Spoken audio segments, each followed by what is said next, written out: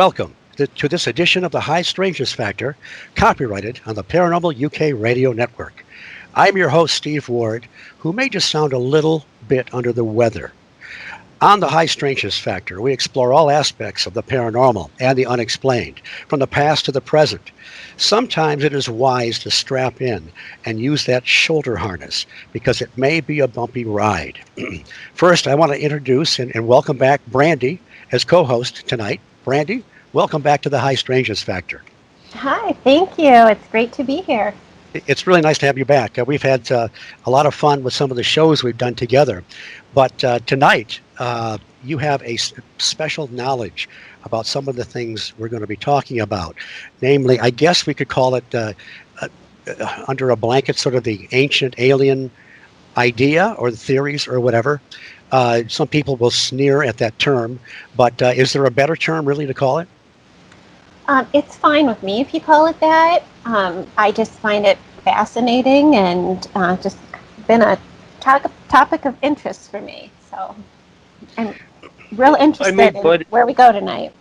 Go ahead, Stephen. Can I butt in? Absolutely. I think we should call this really what it is: the creation of mankind and the civilization of Earth. Sounds good. What we're doing.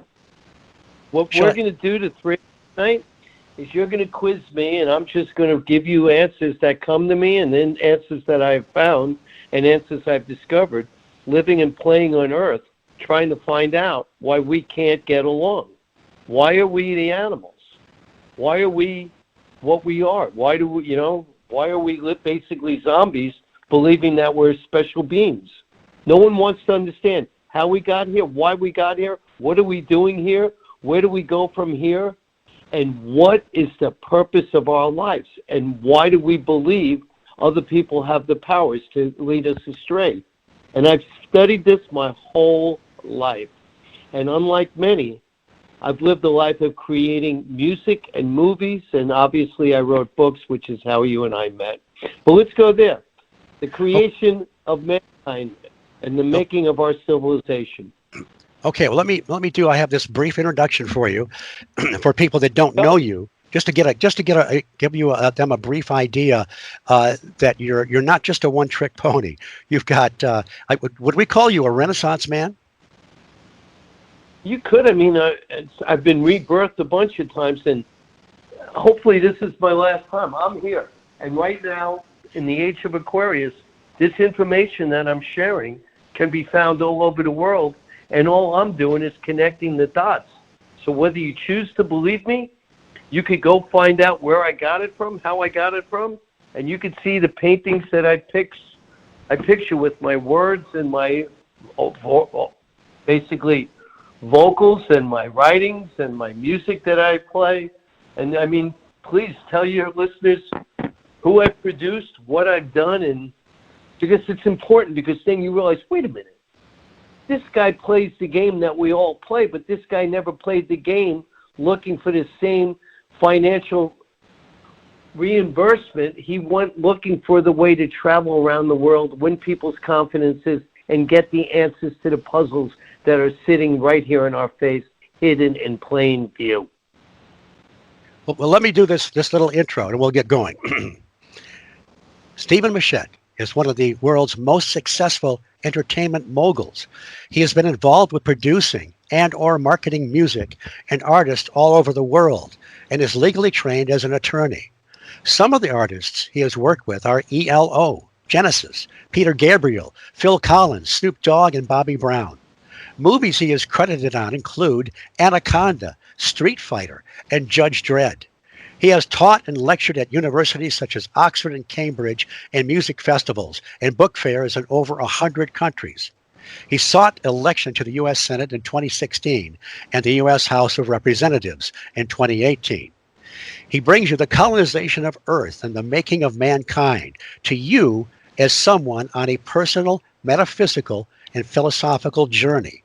His travels around the world over the last 40 plus years have allowed him to research and experience the insights contained in this rock opera on account of its references to music culture. In the book, Machat expunges the accepted concepts of religion and asks, why are we slaves to the few? Who are they? Who are we? Why are we here? How did we get here? Machat says of his new offering, the accepted truths of the origin of cultures, religions, and our very civilization are robustly challenged and debunked by a man who has traveled the planet to unlock the truths. Stephen, let me formally welcome you to the High Strangeness Factor, and thank you for being here. I feel honored. I mean, I'm honored to sit and share this information. So I guess my first series of questions would be, how did you get to this point? Did the music and the producing and that career take off first? And then how did you get an inkling about all this? I mean, I'm reading your book, your first book, and the information in there is kind of mind numbing. I mean, you really have to kind of take it in, take notes, read it over again, because there's so much in there. So what's the path that took you here? You know, I believe that we're predestined and we come here to do certain things. And when we fall into our mother's body that, you know, my mom and my dad created for me, with my dad's energy and my mom's earth-based body, you know, you come here in a mission. But, you know, from the minute you're born, you're told that you're a member of a religion. You're told you're a member of a nation. You're told you can't do this and you can't do that. But you don't know that. And what they do is they humor you with creative things, be they cartoons or little books, you know, because they figure you're an idiot. So let's humor him with cartoons. And everything in the world is beautiful. You can watch the birds sing. You can watch the squirrels play. You can sit and watch the apples grow on your trees between, you know, January and April. And then all of a sudden you're thrown into school and you're told, no more. You can't do that anymore. You need to know that 1 + 1 is 2, but obviously you know that's not true. And then as they break you down and they make you believe that 1 + 1 is always 2, you forget that creativity, that the three of us can make 8 different things. Mommy and Daddy made Stephen. All of a sudden, Mommy and Daddy became 3, and then 3 became 6. When you create, there's no limit to what you can become. But society makes you believe that's all you are. You're a number. You're part of society. You work. You pay your interest. You pay your tax. You behave. And you believe the nation you live in is the greatest nation in the world. Even if that nation, and I'm sorry I just tell naked truth, has become domestic terrorists where we kill more people in the United States than any other nation. And we sell bombs to go blow up people around the rest of the nation. And all we do is we make war and we say we're doing this to make peace. But we've never had peace. And I want to know where it happened, how it happened. So what I did was I questioned authority since the day I was born, really. But I also conformed because I knew how to play the game. It's a chess game. We're taught checkers. I take A, now you move B, you know? No, we live in chess. Get people to move. How do you get people to do stuff for you? Now, part 2 of what this is at the same time, my father was in the music business. My dad was a lawyer. And my dad questions. And, you know, my dad came out of World War II and he thought he'd be a lawyer. He thought he would go right into property law. But in those days, they didn't want someone that, even though he wasn't called a Jew in his brain, he thought he was a Hebrew. He was a Jew. And in 1946, when he went to law school, Jews were the ones that were just annihilated in Europe. But we never understood why they were annihilated. It wasn't Hitler that did it. It was an entire race. And what happened was, it just keeps going on. And what is all this? So Dad ended up, and Dad had Bobby Darin. Dad had the Platters. I'm now in the 50s. In the 50s, I grew up. I grew up with what was called the Asian flu. We're not taught about the Asian flu today. The Asian flu was more deadly than the COVID-19. But you're not allowed to know that. You know, what is this? What are all the misinterpretations? Why don't we share truth? Why does everybody have an angle? Why does everyone want to make money instead of sharing and making more? Why do we live with 1 + 1 being 2, when 1 plus you and me and whatever you want it to be could create things so we can make the world, the oyster, now a pearl instead of just being a dead oyster? That's what I believed in. I followed my dad's thing, and I must have chosen. We must have had a past together. Because when I started being able to communicate, Dad realized, holy cow, Stephen could talk to the artist. So I would sit down with Sam Cooke. I would sit down with James Brown. I could give stories like, wow. James Brown one day picked me up in my house, 1964, and he said, Marty, I'm borrowing Stephen. And we went into his Cadillac, and we drove down it was actually Labor Day weekend, probably the Monday. He had this song called Papa's Got a Brand New Bag, and we went down to the one-stop shop, where they were wholesaling records. Because there was a wholesaler that would distribute the records to the retailers. You know, that's how business went. Now we don't have records anymore. We just have noise on your phone, or noise on whatever machine you choose to listen to. Maybe we should listen to the silence, too, because you'll get a lot of answers. But that's another thing. We'll get there. So now all of a sudden I go in the car with him. I think I'm Mr. Big Shot. Next thing I know, I'm going down to this one stop. It's in Hempstead, Long Island. And James Brown gets out of the car, and he has me help him carry 5,045 inches, the record, what was called singles. And we bring the boxes in, and James Brown gets paid about $550 for the singles, which were now being sold by 79 cents. But it was payola to the max. It was cash. He didn't report it.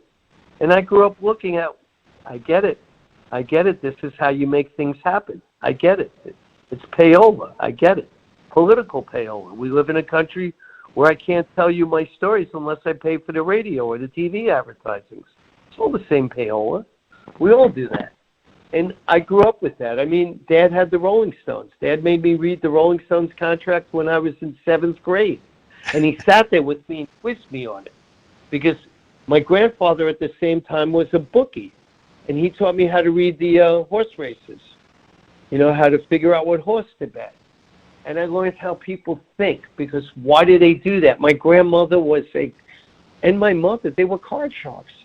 They used to take everyone's money from me. And I'm not kidding around. They taught me how to play it. But the person who really taught me how to play gin was a woman named Aretha Franklin, who was sitting there with Clyde Otis. And they taught me how to count cards. This is the world I grew up in, you know. I love sports. I'm a jock. You know, I still watch sports. If I could play sports, I would still do it. You know, watching LeBron James yesterday, I felt bad. He's 36 going on 80 in yesterday's game. Our bodies age, but our minds don't. And our minds don't die. And our consciousness lives and thrives. So I took that background that I just told you, and, you know, I tried to get into politics because I thought I could lead people to a new stream. You know, when I was at school in the University of Miami, I ran the student union riots. I did it all. And everyone got mad at me, and then they realized, wait a minute, how could this guy get people to show up in a place that's 90 degrees?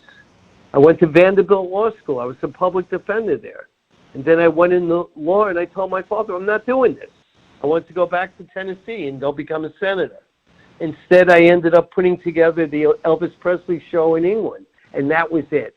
The minute I got to England and I started meeting different people of different likes and different ilks, I ended up with the Electric Light Orchestra. I had all the dance music out of France. Why am I telling this to you? I met different cultures at a very early age, and people thought I knew. And back in 1967, when I was just not listening to anything, there was a band called Procol Harum, and now we can segue into the...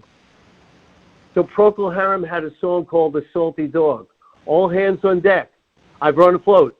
I heard the captain cry. Explore the ship. Replace the cook. Let no man leave alive. At the same time, I was reading a book called, what's it called? Chariots of the Gods, right? Oh, yes. Oh, yeah. And I read it. I'm like, hey, wait a minute. And my dad had all the progressive acts then. He had a band called Lindisfarne. I knew the Moody Blues. You know, I'm like, what are these people singing to me? Oh, in their songs, I'm like, what is that? What is the magical word? What is the Lost Chord? I've spent my whole life doing this. I became friends with the group called King Crimson, you know? And then, you know, the song Epitaph. It made me wonder, and it made me say, I know what I'm going to do. I'm going to do this music. I'm going to produce music. I'll be everybody's lawyers. I could fix anyone's contract because I could play that game. It's a board game when you do the contracts. I know how to do it.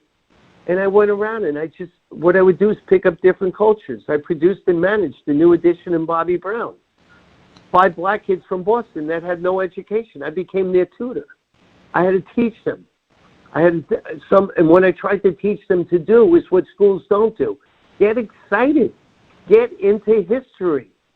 Every subject we have is history, but they don't teach it to you. When you go to school today and you study biology, it's history.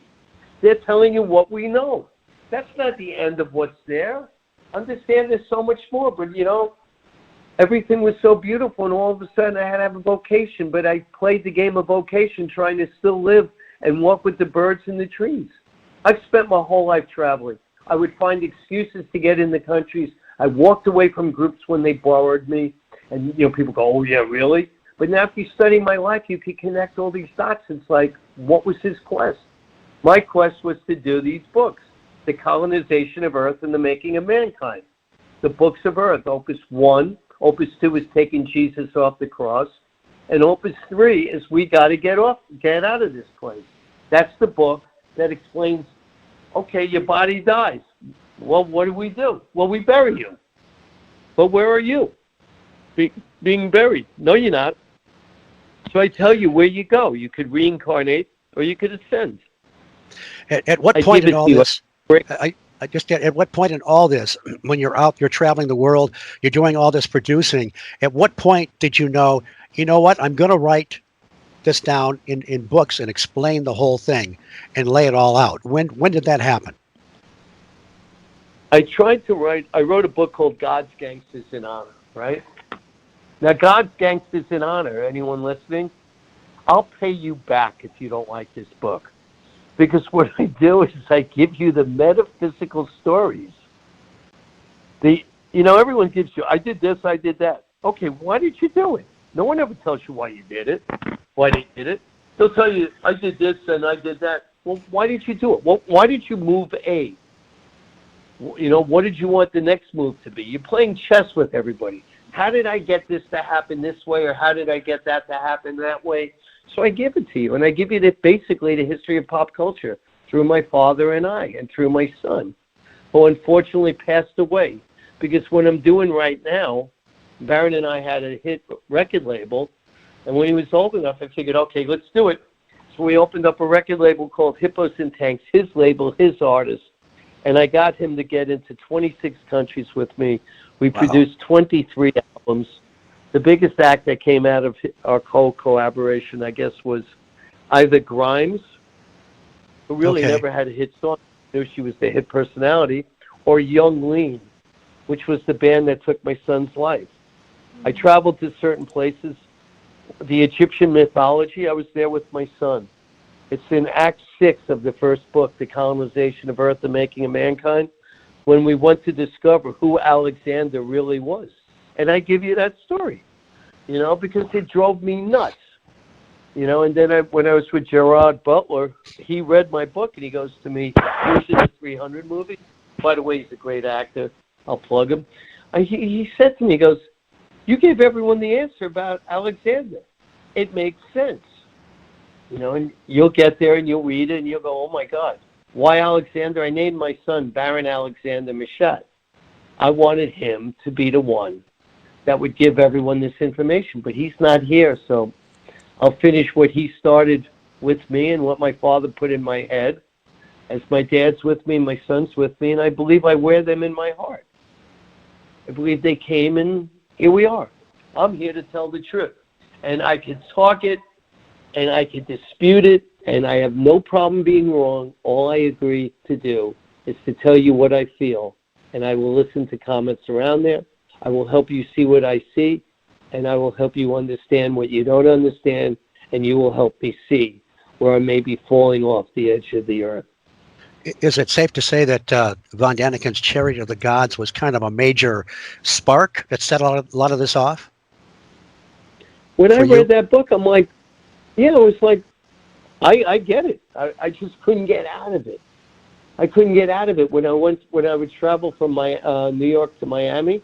I kept praying that I would be kidnapped on the airplane and I'd go through the Bermuda Triangle because I wanted to get out of this dimension.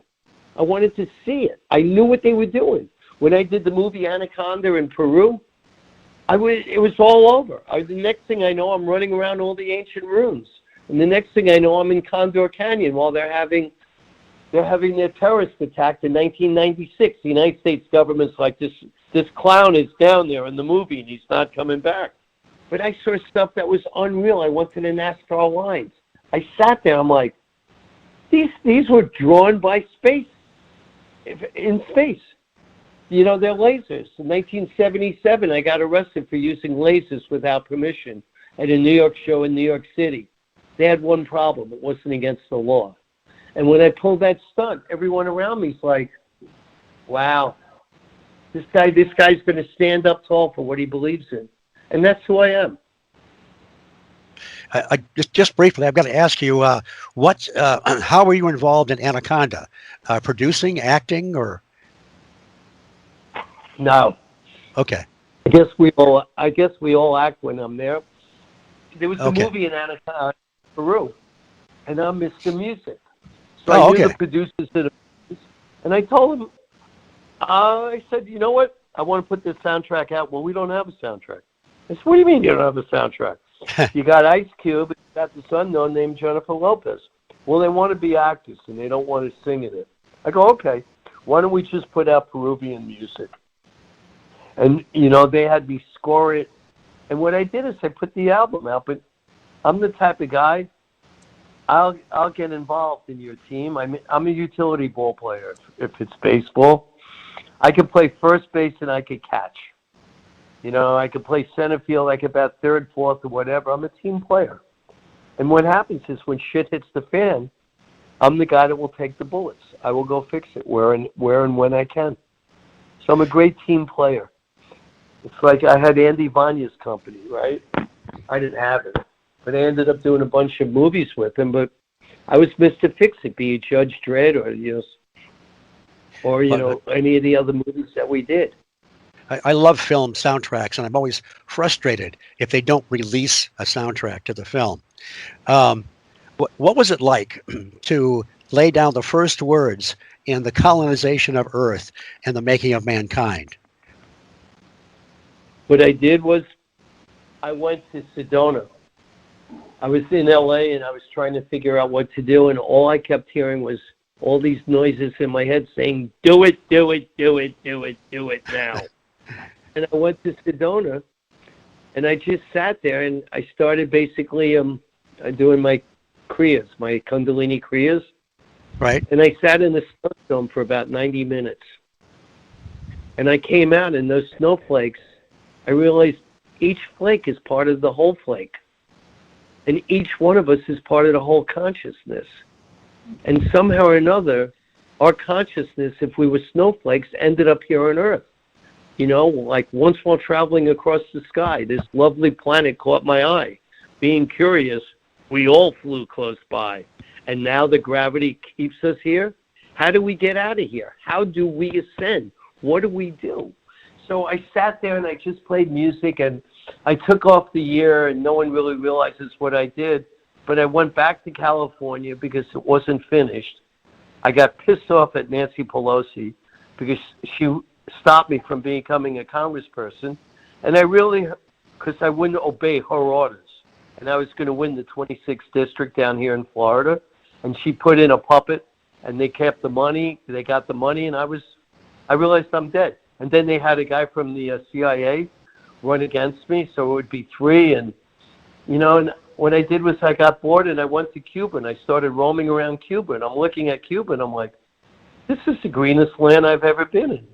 Why do we hate Cuba? What is this? So I ended up producing a couple albums in Cuba, got involved in their films, but started doing geological searches.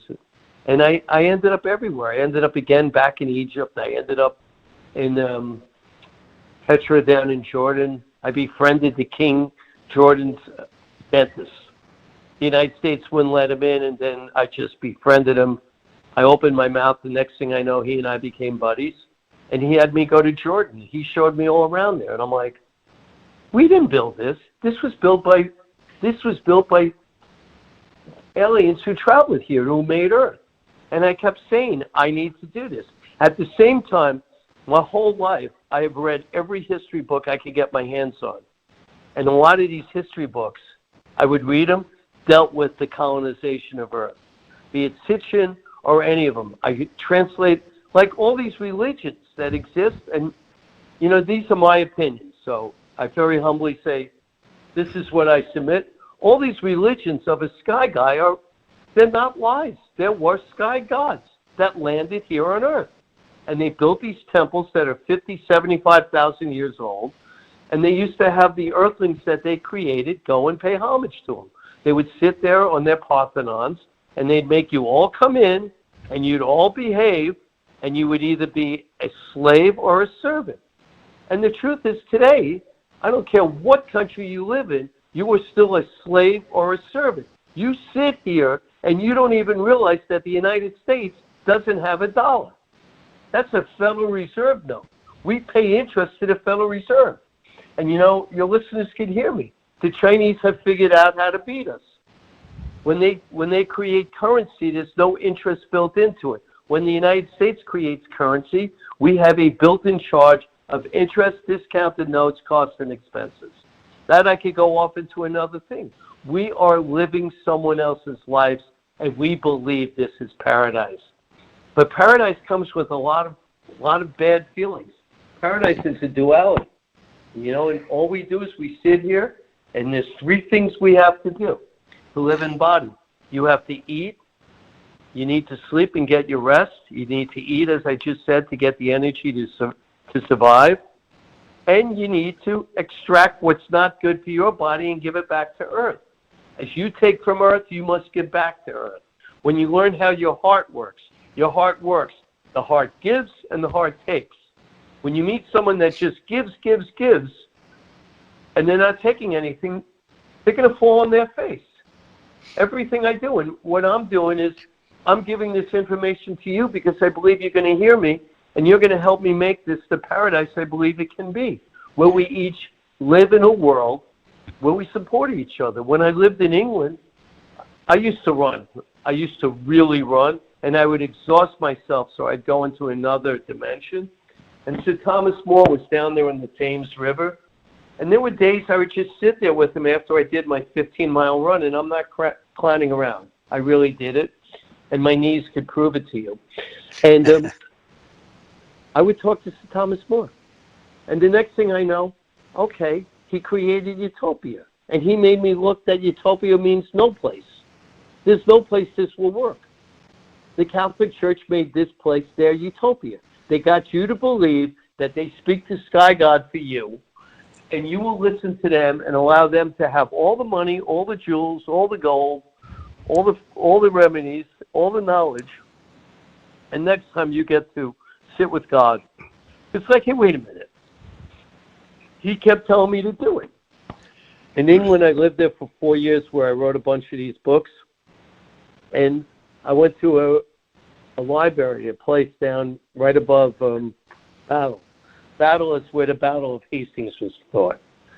You know, they teach you that it was in Hastings. No, it's a place called Battle. And there's this library that was there, and they told me this is where Thomas Paine wrote Common Sense. I said, well, can I see the book? They go, we lost it. And I'm like, what do you mean we lost it? We don't have the original copy. And I'm not clowning around. The guy's name is David Ball.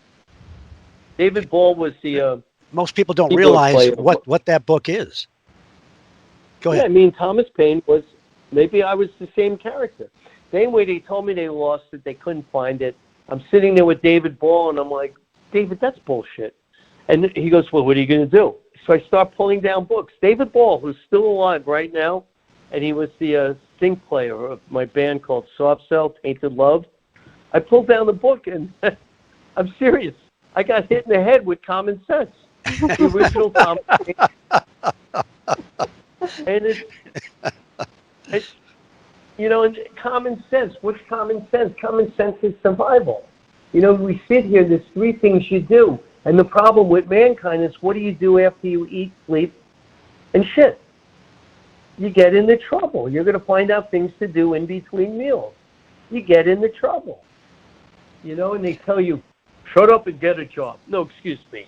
What? You want people to go out and work at McDonald's, so I poison you? There's nothing good about McDonald's, except it gets people a job. Good thing we're not brought to you by McDonald's.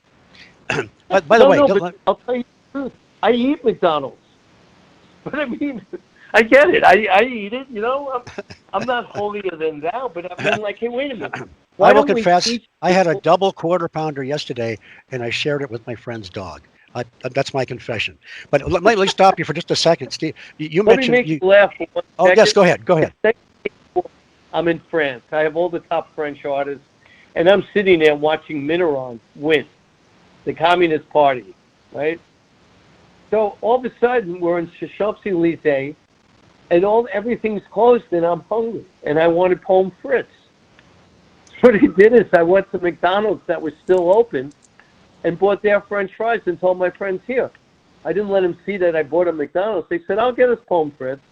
So I put it in a brown paper bag, and I dumped it on the table, and we watched the takeover, which was no takeover. But we ate McDonald's French fries. I mean, they bake them in sugar, their secret recipe. And where I'm going with this is we should have people build community.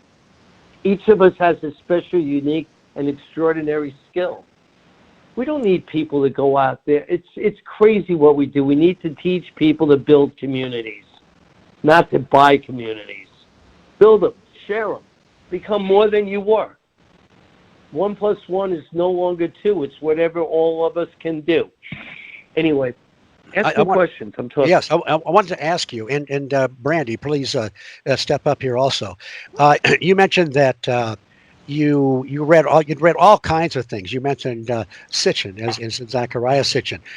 Can you think of any other authors that you read for research, whether you agreed with them or not, during this period? 100. I would go Google.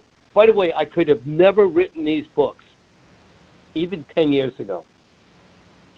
I can't stop reading it. I can't get out of it. Like right now, I'm reading Niall Ferguson's his book Doom, The Politics of Catastrophe.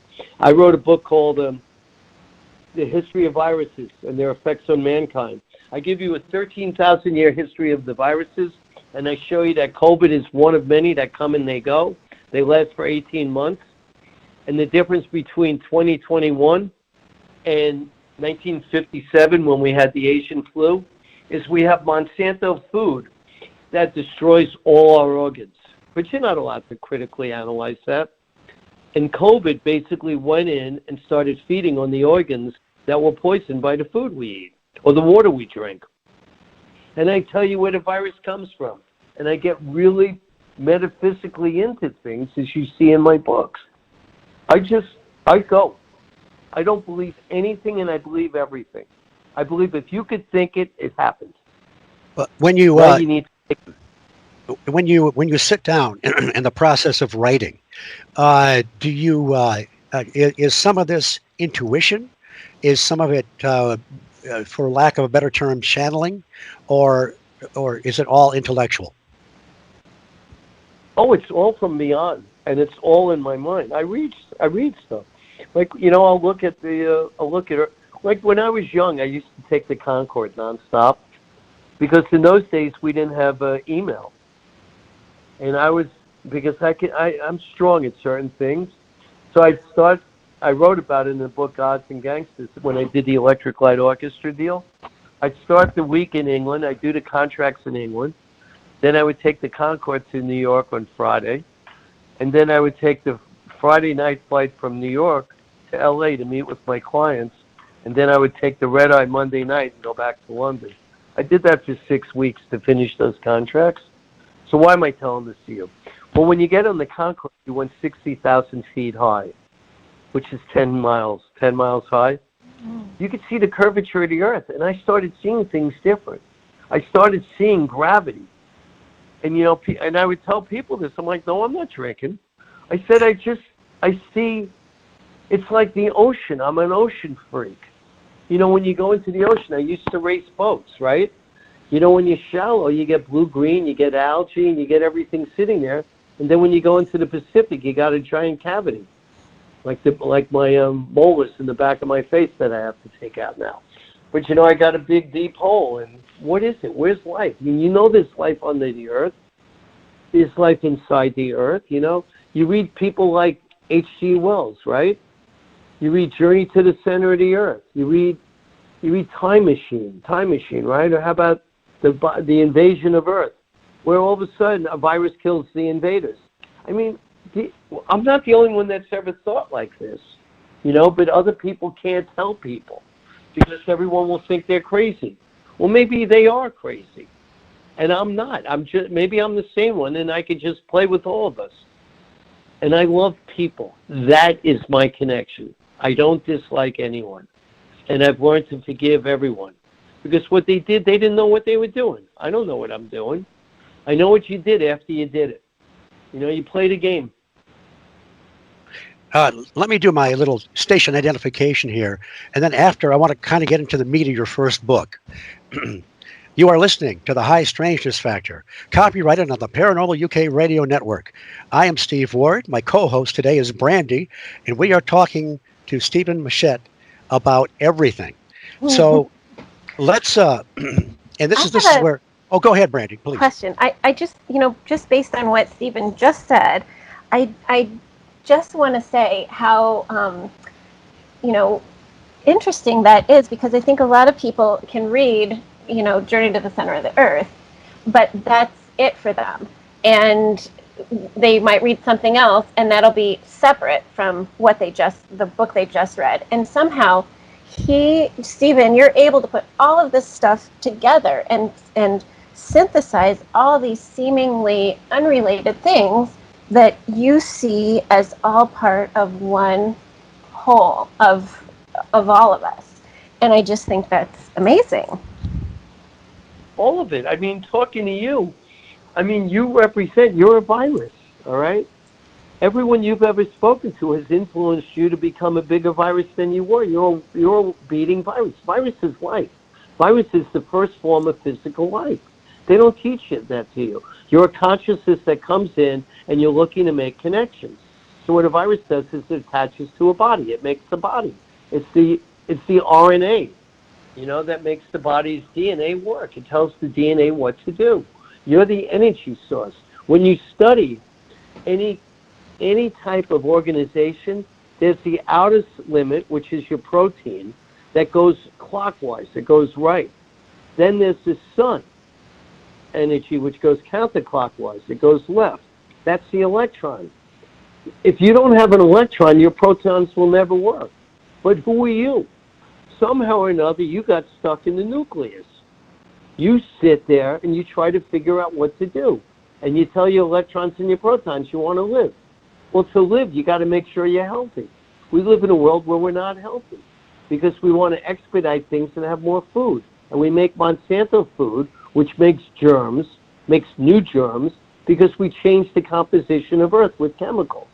And if we make it loud enough, you know, it's like, how does a baby happen, right? Well, you know, women have the egg and man have the sperm. But somehow or another, when you sit and you know, it's maybe an obelisk in the circle or whatever you want to call it. When you sit and you make that sparks the beauty of life. And that electricity that happens is your spirit. It's your consciousness. It's you. You enter into that baby. And I believe we're all lost souls sitting here in a place called the Halls of Almaty, which is sitting here trying to figure out, what do we do? But because you were told that you're a Jew, you're a Christian, a Hindu, you know, it's like the universal soldier. You know, what do you do with this information? You believe it. No, what you are is you're a consciousness. You come from Father God, and you're living here on Mother Earth. And no one wants to understand what I'm saying because it's confusing. I mean, you're told in the Ten Commandments to honor your father, Father God, and honor your mother, Mother Earth. No one honors Mother Earth. We sit here, we pollute. You know, we're sitting here and we're sitting to try to stop climate change. Yes, we make climate change. But guess what?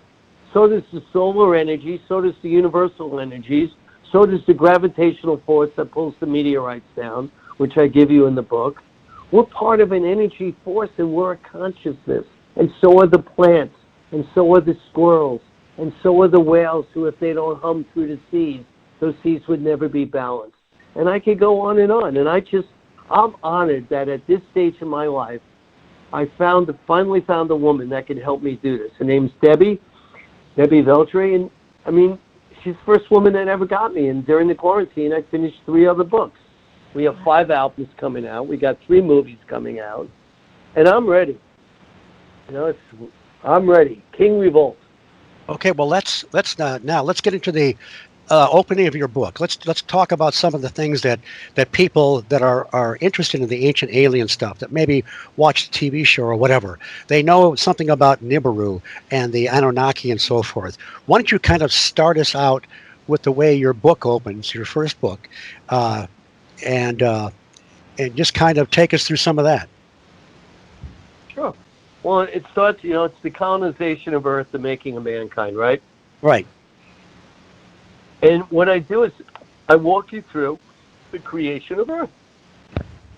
Earth was created. And there's a book called the Book of Enki, E-N-K-I. And these names are in the Bible. All the Bible means true. No, I'm sorry, the Bible means book. Catholic means true. So the Bible means book. So, okay, Bible's the book. Okay, now what? Well, who wrote the book? Well, it was transcribed. And they started writing it about 3,000 years ago. And it goes back 5,000 years. And there really were no Bibles, and there were different stories, and you got the Book of Enki, and, you get these different books that are around. So what does all this mean? Well, it means that there were other scriptures. And what I do is I'm fascinated when I find hints. I like playing Lost and Found. I like playing Hide. Were some of these names from the Epic of Gilgamesh? Well, no, Epic of Gilgamesh, you're going to, as it comes in, you're about to get to it. It's in the book. Okay. The Epic of Gilgamesh, I never understood this. I'm reading this story, and I'm like, what is this? Well, I agree. Go ahead. Okay, what it is, I'm trying to figure the shortest way to tell you this. Okay, so we call them aliens. They're our ancestors. We are aliens. We were created 300,000 years ago. We have 233 genes that were never on Earth until 300,000 years ago. When you sit, and I give you all this explanation in the book, and I'm saying I could have never done this without, you need to know the questions to ask. And without the internet, it would have taken me forever. So I found all the information. And when they discovered that there were 233 genes that only mankind has, they didn't know where it came from. So they said that maybe it was a bacterial horizontal plus. Basically, a bug bit us and gave us these other genes. Well, maybe they're right.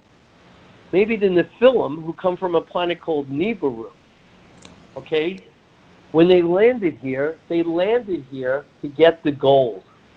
Why did they need the gold?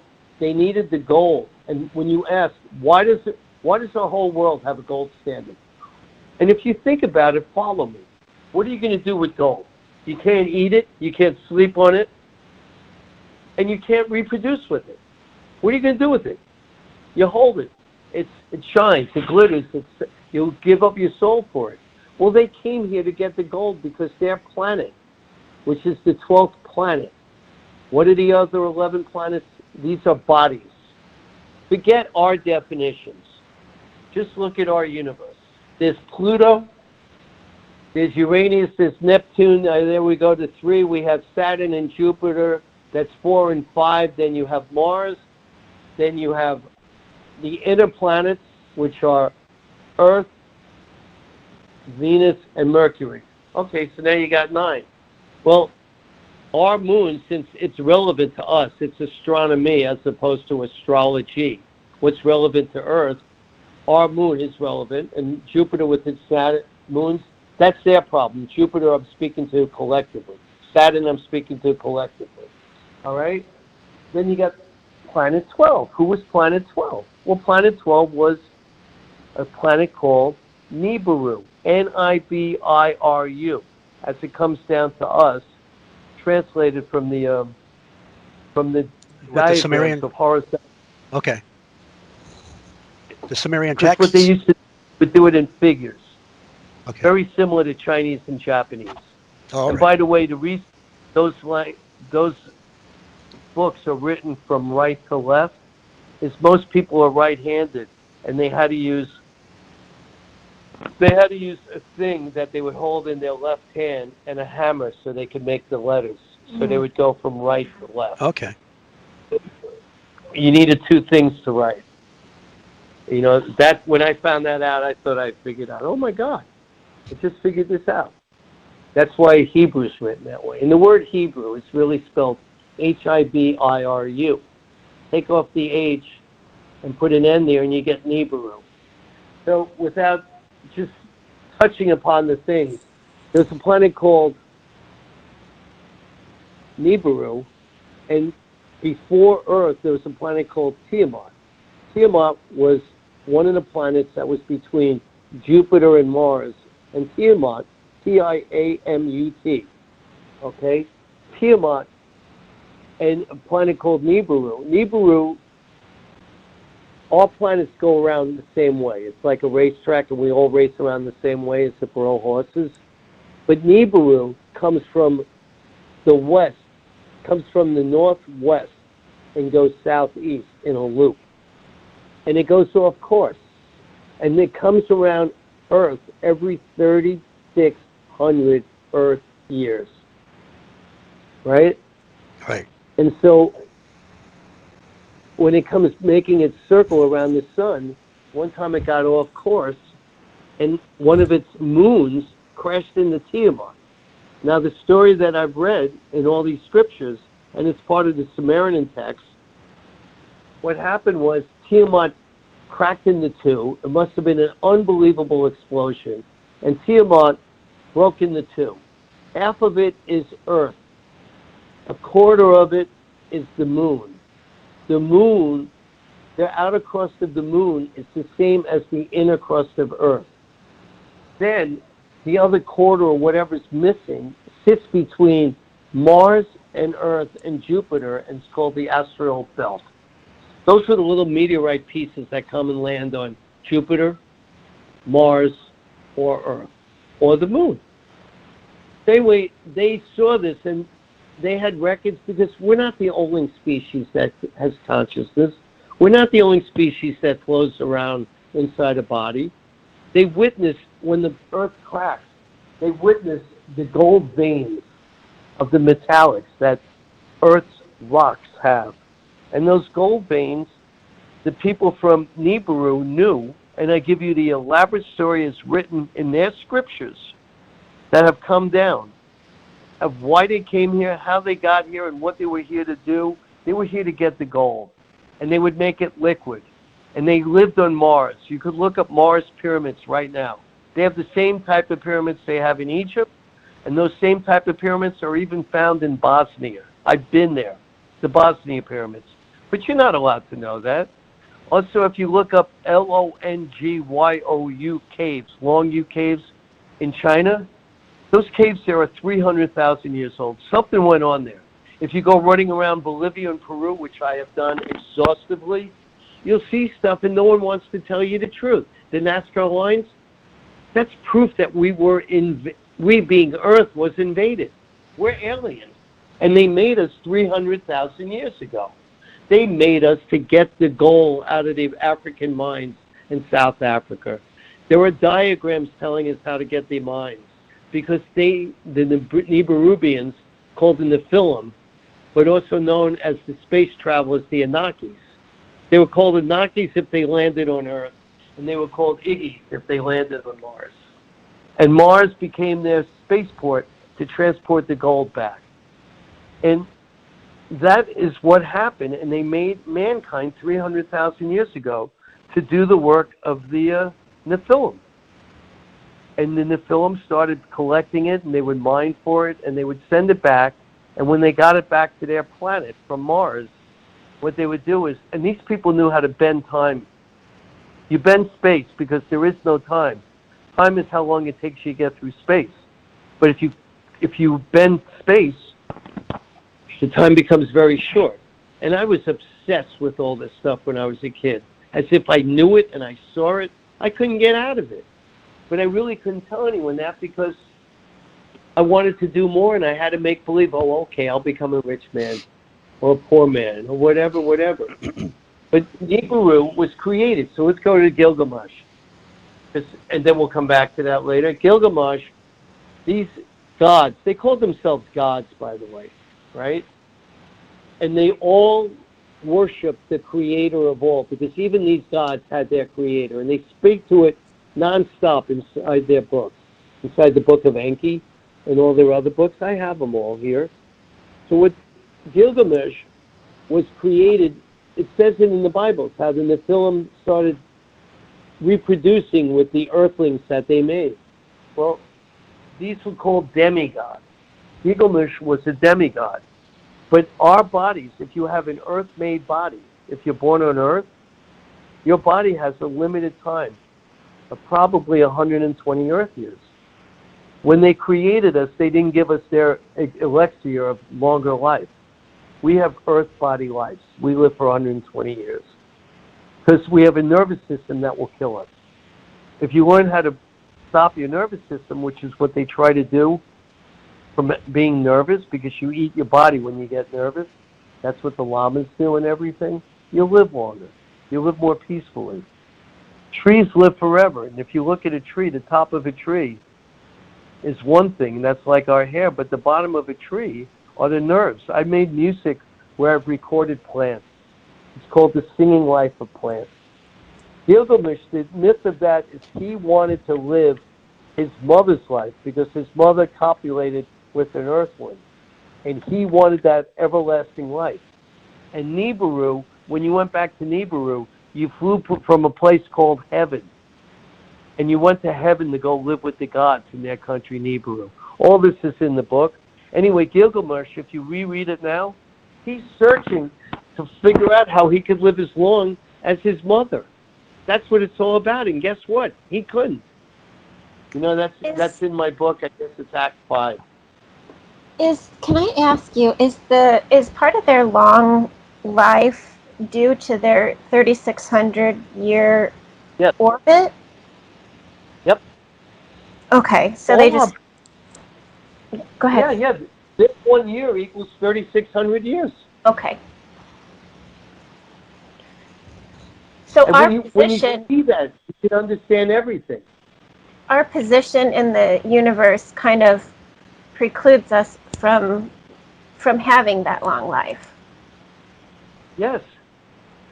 But also, was our DNA set so that we couldn't? I mean, could our DNA? Yes. Okay. But let me clarify that. Okay. That's only your body. You have a life when you get out of your body. You don't die. You move on.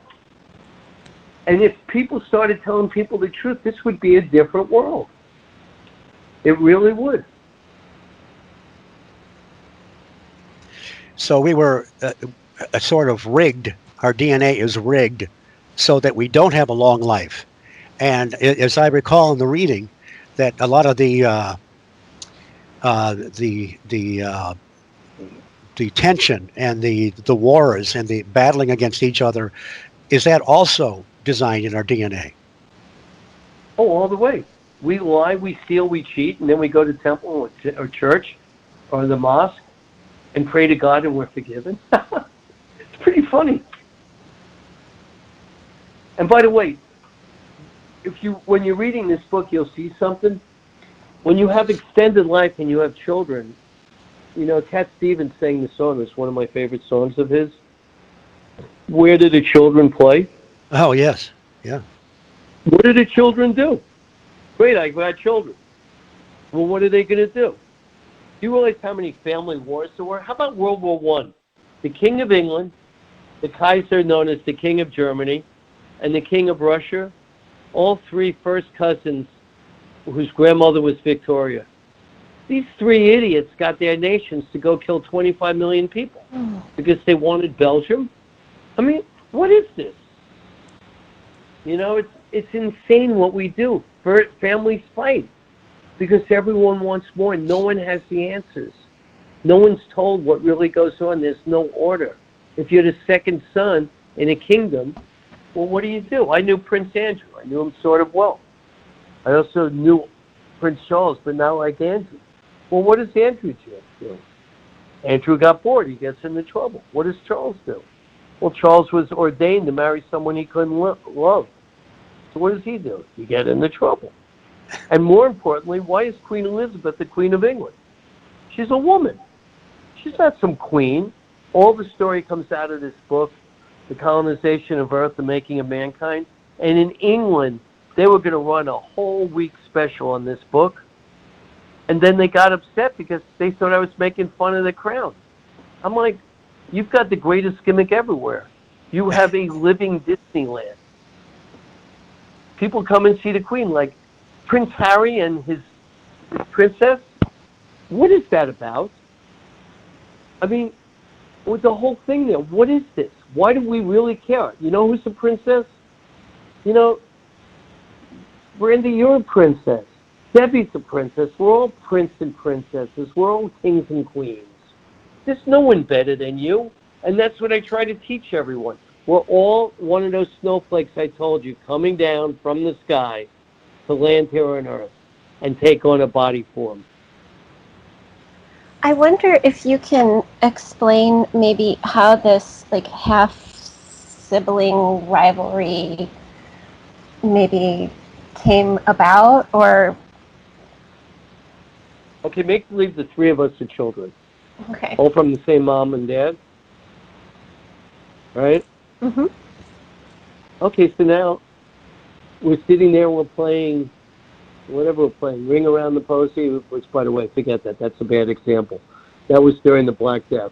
But let's say we're playing games, whatever, right? So we're playing games, and then all of a sudden we become older, and then all of a sudden we want children, we want family. Well, we've got our parents in our way, and we probably have our grandparents in our way. So what are the three of us going to do?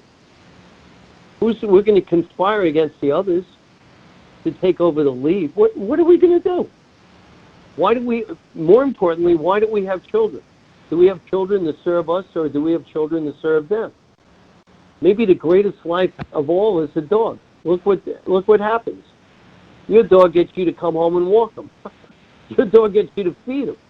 You know, and if they're good at eating underneath the table, they probably get better food than any other dog.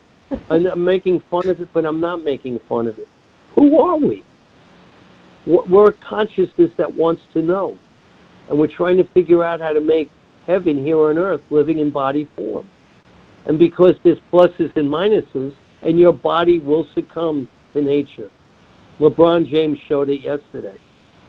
You know, I got into an argument with Snoop Dogg telling me how horrible they are. I go, excuse me, Snoop, you are a music artist, so you don't have to perform the way you did when you were 28. They do. You don't have to retire. You just become a memory. So when you think of LeBron James, because he didn't retire in time, and that Game 5 was horrible, maybe Game 6 he'll suck it in and make the greatest game in the world out of it. I don't know. But that's the difference between an athlete and a celebrity, a musician. So when we talk about these things that happened thousands of years ago, the Nibiru, the mining of gold and so forth, can you bring some of that down into present day and how we're feeling the effects of that now? Oh, all the way. Why do we have a gold standard? What do you do with gold? Seriously. Well, nothing. Well, it's a great conductor. But so are other metals. And maybe the greatest metal is mercury or silver. They're all great. They needed gold because what it did was it helped them seal in liquid form their atmosphere. Because Nibiru And this is where it gets difficult to explain to people because, like, I'll give you one sentence thinking that all the rest is there. Nibiru would travel, and Nibiru had an atmosphere that did not let sound in, and it did not let the heat out. It had a thermostat.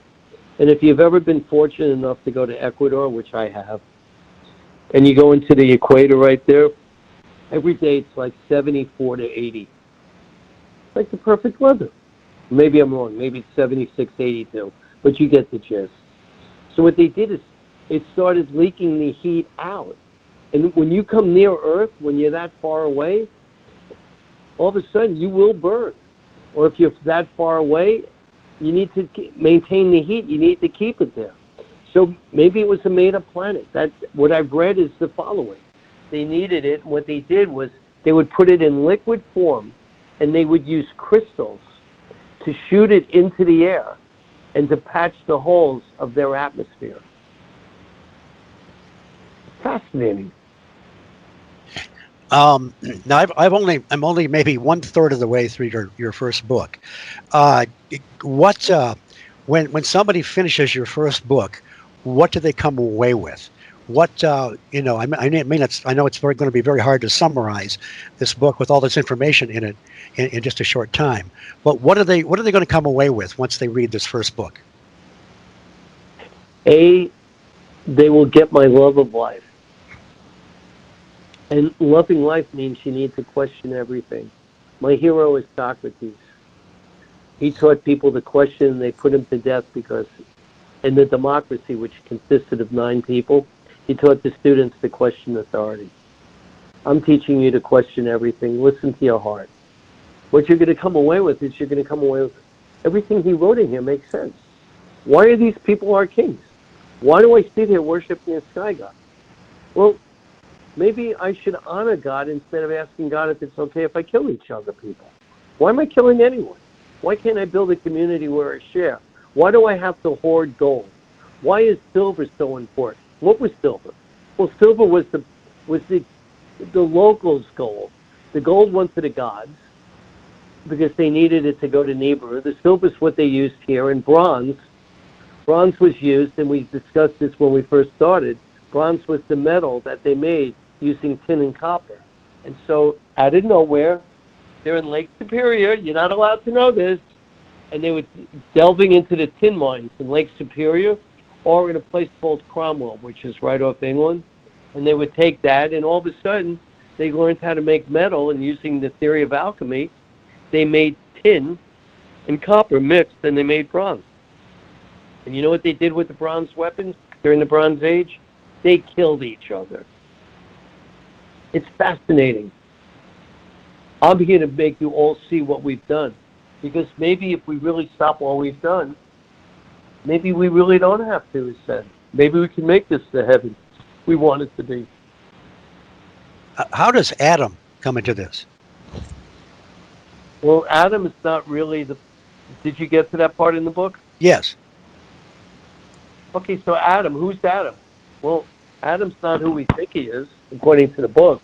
What they did is they made the Adam in our Bible 3 different characters. They made different people at different times. They called them earthlings. And, the first earthlings made were the blacks, And then the next earthlings made were the ones that came out of the Middle East, that became the servants. And then Enki created smarter human beings because he gave them more DNA, and that was his Adam. It's really interesting the way they just keep going. I just think it's interesting if you go to Genesis, the Adam creation story is the 2nd chapter. If you look at the 1st chapter, it talks about man being created in God's image and likeness, and it tells a whole story of creation, sort of more of a spiritual creation. And then you hit chapter 2, and a mist rises from the ground, and it talks about man being made from clay and woman being made from rib and so forth. It just seems like they're 2 opposing stories almost. Yeah, and by the way, when you read what I gave you, inside that book, I give it all to you. It's right there. It's all there. I tell you, I unravel the Bible.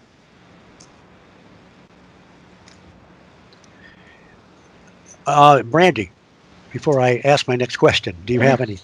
I I do. I'm Okay. wondering how if humanity has basically been hijacked from the get-go, then how do we get back to our spiritual core, and how do we um, overcome, I guess, everything that we've been conditioned um, to believe is real and true, and get to our spiritual destiny, I guess. How do we do that? Good question. You need to have new elders. You need to have people say that all these religions are lies. They're just flat out lies. You know, and what they do is there's truth in all of them. There is a creator, which they call God, and they tell you they speak to God for you. What we need to do is you're a consciousness. We all came to camp. You ever go to camp? Well, this is Camp Earth. We all came to Earth together, and we need to live here and play together. That's what we need to do. We need to help each other. We need to build communities. We need to support each other. You know, you ever get through an earthquake? You know, I've been through a few in my life, an earthquake or a hurricane too. Well, all of a sudden, the community helps you rebuild it. And then once it's rebuilt, they're like, screw you. Here I go again. It's like, well, what are you doing? You help each other. You feed each other. You support each other. You build communities. The Native American Indians did this. I lived with them for a year, and all my friends thought I was mentally ill. Because out of nowhere, I'm making that Native Indian American ceremonies and chants. And this is after I came off a string of 13 years of having at least top 5 hits. 5 top 5s at top 5 hits every year. You know, and that year I figured I don't want to do it anymore. I'm not going to get money. All my wife does is spend it. So I don't need this anymore. You know? There's a place in the book where I think you say that you think it may be possible for us with our knowledge or knowledge in the future to alter our DNA to fix the bad stuff in it, the negative stuff, the stuff that undermines us. 100%. Remember, we only have 23 genes. The 24th is the creator. We left the creator out. We don't understand that the creator lives in our heart. We don't get it. God lives inside us, and God is all around us. And if you want to know who God is, and if you don't see God in all, then you will never know who God is. God is everything and everything more. I'm calling it God, but it's the consciousness. It's the Holy Ghost. It's what gives us our energy to be. Like, where am I getting my energy to talk to you?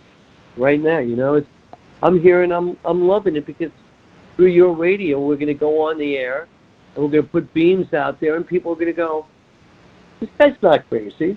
I don't know if I'll ever understand it in my lifetime, and I'm going to answer you. You can. But you got to be willing to go there. You got to understand that your mother, your father, they're not better than you. They came before you this time.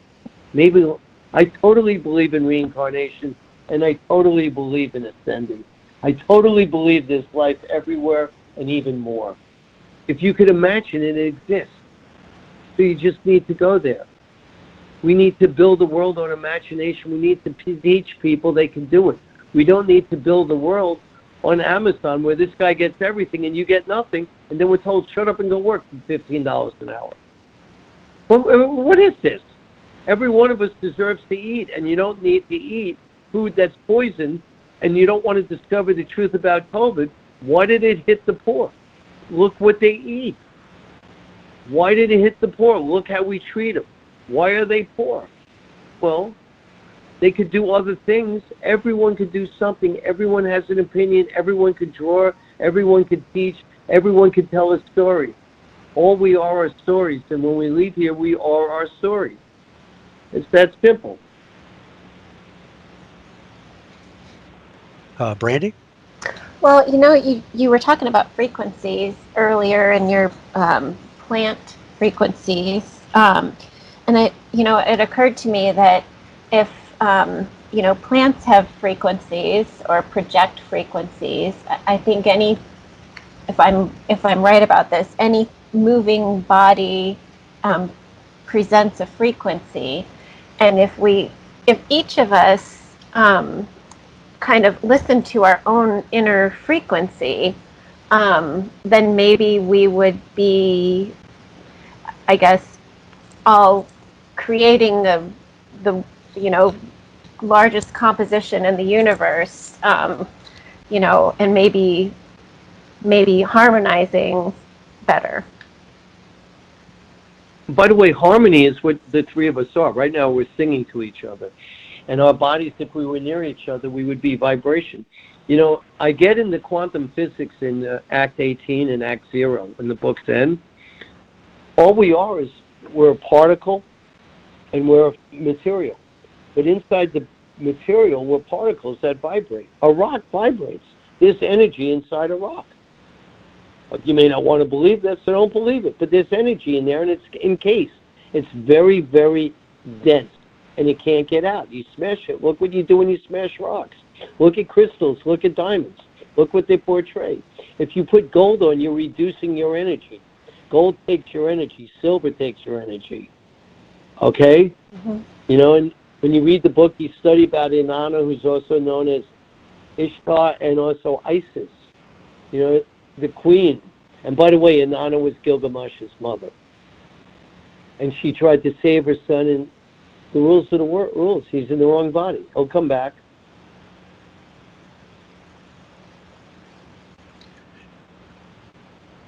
Brandy, do you have more? Well, I was just noticing your comparison to Isis and Osiris. Is that where you were going there? Her name was Inanna, Inanna. In Egypt, they knew her as Isis. Okay. In Babylon, they knew her as Ishtar. Okay. And when you study the religions, like Zoroastrians, there's three elements. There's material, water, and air. So it's liquid, gas, or material. Fire is the fourth element, and fire changes all three elements. So when you study the Zoroastrians, you study the fire that makes all of us move. It's the energy of life. The Catholic Church calls that the Holy Ghost. They don't explain it to you. The energy that gives us all our life. We come from a source.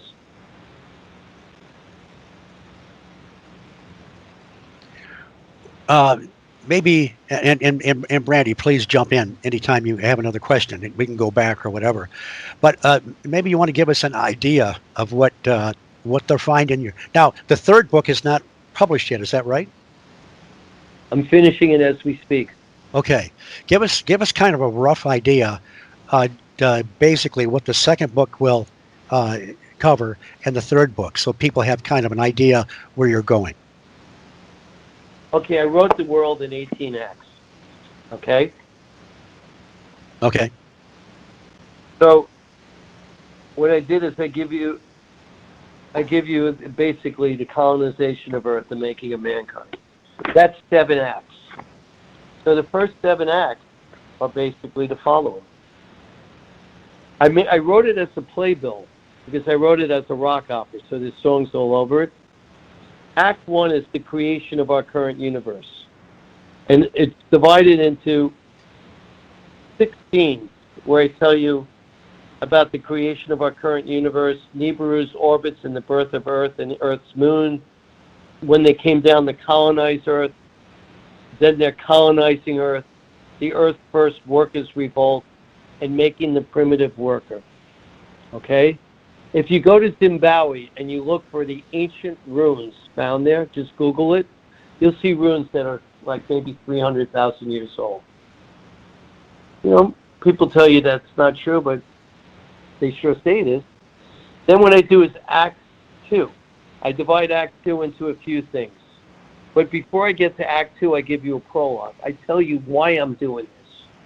In Act 2, I give you the creation of mankind, why they did it. Then I give you an intermission as if it's a play, and I give you the New World Order Earth with mankind and mankind's gods. And I ask is, are we just the planet of the apes or the new higher consciousness mankind? Then I go to Act 2, Scene 1, creating the urban Anunnaki civilizations. I interchange the words Nephilim, which is in the Bible, and Anunnakis. Again, they were from Nibiru, the planet. They call themselves Nephilim. Nephilim means gods, G-O-D-S. They all called themselves the gods.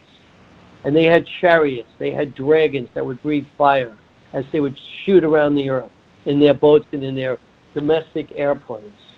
And I show them to you. And I found them in different temples in Egypt. I've been all over, right? So then we go into the genesis, the birth of man religions. And then that's the end of Act 2. Act 3, Scene 1, the flood, also known as the crossing. I explained to you what the flood was. The flood was when planets got too close to each other, and the air, if you've ever been racing boats together, when you make waves, or if you've ever been on an airplane that got too close to another one, you get ripple. Well, there's ripples when the planets come near us, and that's why people study astronomy and astrology. And if our mankind had a brain, instead of figuring out how to kill each other, we need to put up something in space to blow up the meteorites that come here. They come. End of story. And they're going to come again. End of story. So if you want to keep mankind alive, blow them up out of the sky. The same way the spaceships landed when they got through the asteroid belt. Then Act 3, Scene 1 is after the flood. What happens after the flood? Then Act 3, Scene 2, the creation of earthling civilizations. Act 3, Scene 3, what's that? I tell you about the Incas. They had a different civilization. Act 3, Scene 4, I take you to the pyramids of Egypt. Act 4, Scene 1. This is one of my favorites, the creation of the earthling civilizations. The royal visit of the Nephilim royals. This is the section that England did not like because I sure said, this is what you're doing. Then Act 4, Scene 2, the creation of religions, imperial religions, and the creation of imperial government. Act 4, Scene 3, the Tower of Babylon and Marduk's run to Egypt. Who's Marduk? He was the bad son of Enki, who was the illegitimate heir of Nibiru. Enlil, E-N-L-I-L, was the other god. There were two gods. Read the Bible. Read the flood. There was a good god and a bad god. I tell you who they are, I unravel it for you. Enlil came from the right mother, and he was going to inherit when King Anu died, A-N-U died, he was the next king. Enki was the scientist, the man that created all of us, the man that created our bodies. I give you the story of the imperial governments and the imperial religions in Act 4, Scene 2, I said, and now we're in the Tower of Babylon, and I tell you what Marduk did. He was to inherit Earth, and they boo-booed. They put a nightmare in there. This guy had us killing each other, playing chess where we go kill each other. Act 5, Scene 1, the myths are truths. I give you the Epic of Gilgamesh. Then I give you an intermission. Act 5, Scene 1, sacred knowledge is secret knowledge. Act 5, Scene 2, war, Marduk versus Enlil. This is the Egyptians and everyone fighting in the Middle East, in the Lebanon, be they Canaanites, be they Phoenicians, and be they Hebrews, who were named after Nibiru, because Enlil said, I need you to protect us from Marduk. I go into it at length. I teach you who Abraham was. Abraham was a spy. He was hired by Enlil, and he was given province, more than most.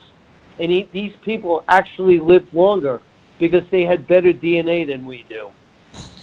Act 5, Scene 4, I tell you the whole story of Moses. Then I give you an intermission. And then I go to Act 5, Scene 6. The Nephilim leave. They've got all their gold. What happens? Marduk's still here. What does Marduk do? He's the ram. They called him the ram. What does he do? He starts having wars with everybody. We start killing each other. Act Scene 1, I give you the story of Alexander. Act 7, Scene 1, earthling with no Nephilim gods. They're trying to learn God. And I give you the wine from the waters I travel. And then I give you the end for the moment. Well, It didn't end there. Then I go to Opus 2. It's called Taking Jesus Off the Cross. In Opus 2, I tell you, Stephen Machat takes you on a fascinating journey of discovery and enlightenment. Stephen selfishly shares his lifelong compilation of observation, study, and wisdom regarding mankind's interpretations of the past to better understand the present. Opus 2 is a continuation of Stephen's journey to understand and decipher universal truths. Inspired by the seeds of sound, Stephen's shared journey of discovery brilliantly orchestrates, I didn't write this, but although I should take credit, orchestrates his thought, observations, and study into a well-organized and delivered song. Stephen captures moments in time throughout mankind's history that will give you a reason to believe in a higher power. The score of Opus 2 will inspire you to dive deeper and reevaluate your own purpose, understanding of the forces of the universe and their purpose. This was written by Demetrius Grimes, the United States naval officer and aviator who served as the naval attaché in Greece and Israel, the deputy commander of the U.S. base in Crete, and advisor to NATO's maritime commander in London, Brazil. He wrote that. Wow. Okay. I think we should... This is go called go ahead, Stephen. Cross. Say again? The Book of Earth. Okay. This is called Opus 2. Okay. Taking Jesus Off the Cross, the Book of Earth. Ready? And this one... Go ahead. What? Okay, real quickly, I give you a preface and I review everything I just read to you. Because if you buy this one first, what I gave you may be too much for you, but here I take you there. There's a movie, there's Atlantis. I give you the metaphysical truths of Atlantis. I've spent 50 years studying this. I found the maps, I found where they are, and I tell you how to go get them. So it's not only me who sees them. And I give you myths versus truth, and I tell you the story of Enki. And then I worked with Stan Lee, Spider-Man. I was going to ask you about Stan Lee's. Yeah, tell us about Stan Lee. Stan Lee knew everything I know, but he didn't have the nerve to tell it the way I'm telling it to you. So they created Aquaman. I tell you about comics, and I give you Enki Continued. And I tell you what Atlantis was. I tell you how it happened, where it happened, and here's where you go get the information. They would have to take the internet down for me not to be able to prove where I got this information from. Okay, so now what happens? I give you metaphysical exercises after Act 8. Act 9, and I love what I did here because I love history. I give you imperial governments and imperial man-made religions. Scene 1, I give you Hindu and the creation of imperial rules and regulations. Scene 2, the need for Buddhists and Jains. Scene 3, I give you the Yusi and Zaggu tribes, the imperial governments and their religions. Basically, the people that kept invading Rome from the steppes. Scene 4, I give you Buddha. I tell you who he is. Scene 5, I give you China, the history of their religions and their governments, the story of Confucius, the traditional religions. In Scene 6, I take you to Tibet and the Dalai Lamas. I've worked with the Dalai Lama. I put out an album with him, and it's wow. Christmas melodies played on a sitar, played by a Muslim. It's absolutely outrageous, and I did it for peace. And I was almost married to a Muslim who got me doing the oil, gas, and software leasing contracts of fracking. I've had a very interesting life. I've been everywhere. There's nothing boring about your life, Stephen. No. What? There's nothing boring about your life. No, and then on Scene 7, I go into Japan's imperial religions and imperial governments. I did street fighting with these people. I learned so much from living with them. They're a racist nation, flat out. Then I give you a poem. Debbie does poems throughout this whole thing. Scene 8, I take you to Central Dark Africa, the chaos and religion's bane, to create obedience and order. Many years ago with Peter Gabriel, I did an album called So. So is all about basically his religious ceremonies with Santeria. That's the So religion. That's why he called the album So. Then Scene 9, I give you the British Isles. I love this. I give you the myth of creation and the resulting imperial order. The creation of Albion, based on Egypt and Greek myths. Albion, the physical land. The birth of Britain, and the conclusion, the birth of the Imperial British Empire.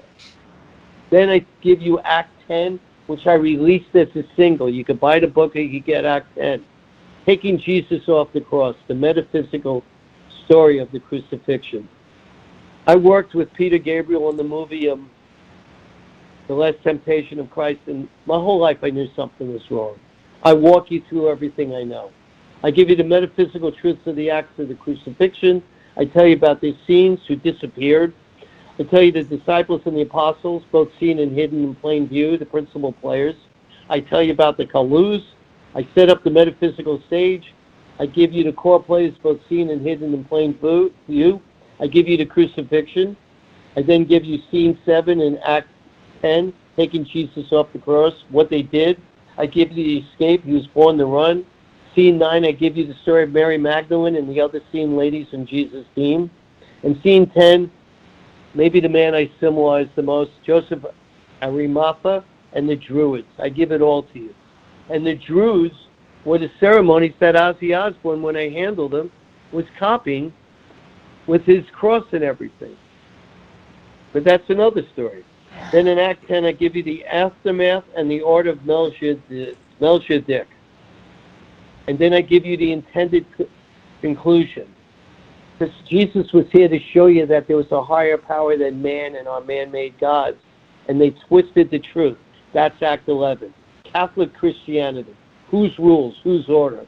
Then we have a poem, The Father God from Mother Earth.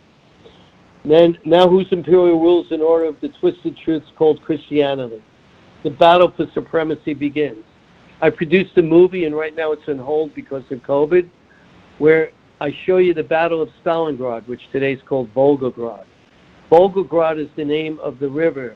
Volga means Viking. It's the Viking River from the Baltic to the Black Sea. I tell you how the Eastern Orthodox Church and the Catholic Church have been at war for 1,000 years. World War I, World War II, the Vietnam War, all wars instigated by the Catholic Church. No ifs, ands, or buts. I give you all of it. Then Act 12, I tell you it's going to come in 1,000 years, but I wrote it now, and I'm going to release it later. And then Act 13, I tell you my private conversation with Ali. And I gave you the story of why he created Islam. Then Opus 3, we got to get out of this place. Act 14 is physical death. Act 15 is reincarnation, the 4 beings. Act 16 is the mystical and mythical Egyptian theology, as I brought down from a man named Thoth, Thoth. Act 17, I tell you why we don't ascend. Act 18, I give you my conclusion. And then I bring you to Act 0. I tell you that we're just energy and we will never stop. And I get into it with metaphysical energy. I get into it with metaphysics. I give it all to you. I tell you about Rosalind. I tell you about Machat. It's really, really a good read. And if nothing else, I did what I came to Earth to do. So right now I have 5 albums coming out. I got a TV show coming out called Basic Bitch Aliens. And I'm ready. Wow. I've got my books out of my system. They're there. And I feel honored that you help me promote and market this. It's a blessing. It's great that you're here tonight, and I'm sure you'll be on again. Now, we both have, I think we should kind of wrap it up. It's been about roughly an hour and a half. But we both have one more question for you. Brandy, go ahead. Well, just because this is the high strangeness factor, I know that a lot of the listeners are interested in cryptological and mythical creatures.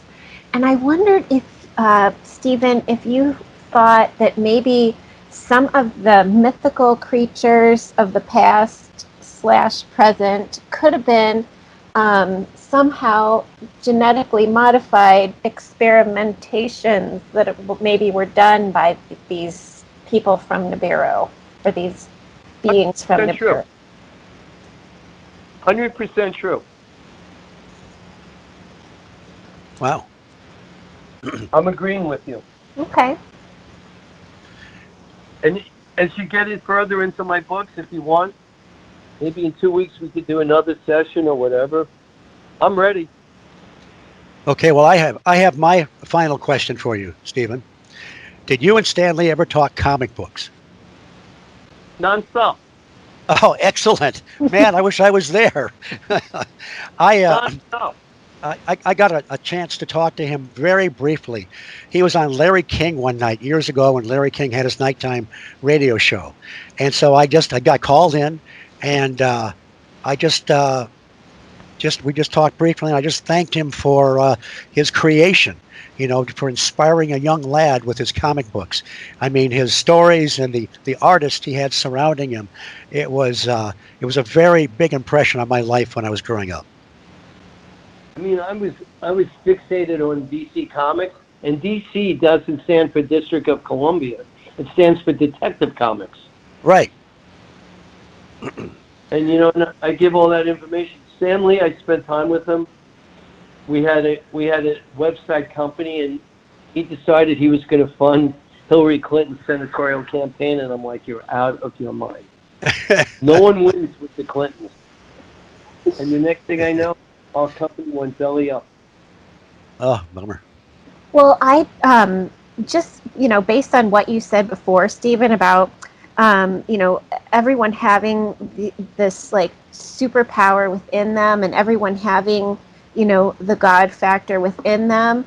I think it's really interesting that, I'm not a big comic book reader, but I know that these superheroes, they're regular people that turned into superheroes. And the fact that Stanley, maybe didn't outright say these beliefs, in a outright, he kind of masked them maybe within his comic book characters. Oh, he did that. He was scared to tell people the truth. He didn't want people to think he was crazy. And by the way, he didn't write all that. He had people around him. You create together. You create collectively. He didn't do this by himself. Okay. No man is an island. We're all part of the same consciousness. I've read several stories of the Marvel comic empire in DC, and it's just really it is a great collaborative effort when they put those together. Okay. Yeah. I mean, everything, no one does it by themselves. We're all teammates. Stephen, tell us where people can get a hold of you and how they can get a hold of all your books. Well, I'm up on Amazon. You can contact me. You can go to my website, theschoolofsacredknowledge.com. They can reach me through you. I would be honored. Be my pleasure. Are up on Amazon. If they want it, you could just send them to me, and I'll autograph it for them or whatever. And I really believe this stuff needs to get out, and I really believe that is why I'm here. I'm here to get this out. I'll get it out. I mean, right now I have a new recording artist, and I will break her. Her name is Rox Revolt and the Velvets. I'll break this.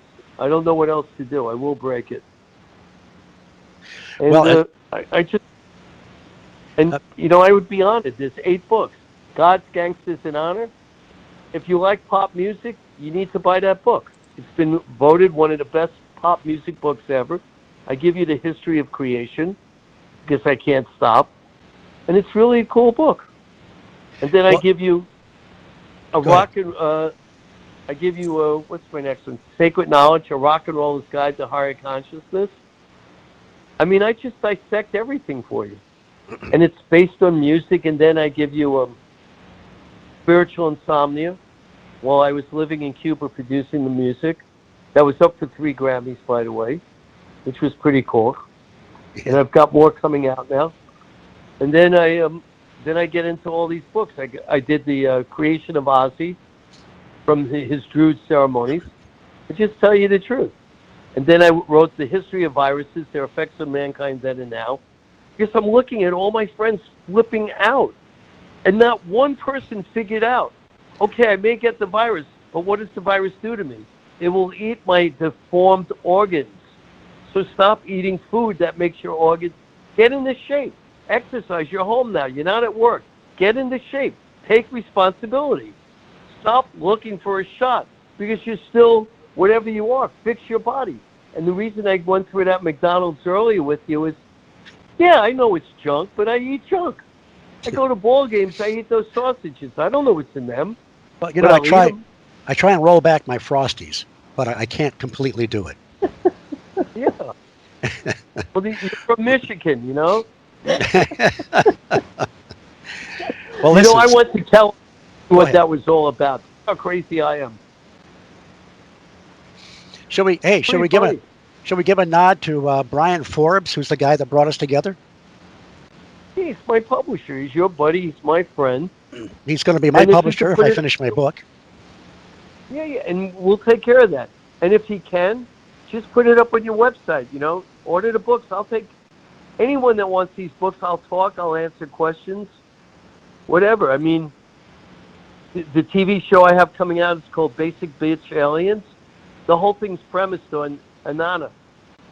Because somehow or another she gets corrupted and wants to kill off all the obelisks. And it's nothing but funny. Well, Stephen, it's been a real pleasure to have you on the show tonight.